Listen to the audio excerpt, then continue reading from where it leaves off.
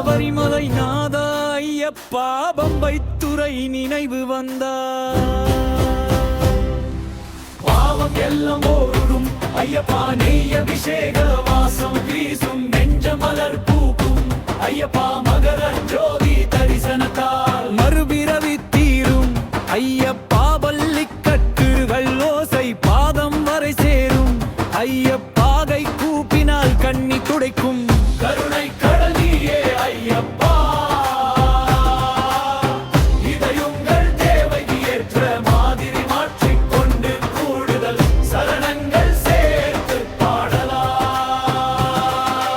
வேண்டுமானால் குறிப்பிட்ட தாளம் சொல்லினால் அதற்கு ஏற்ற மாதிரி வாக்கியங்களை அமைத்து கொடுக்கலாம்.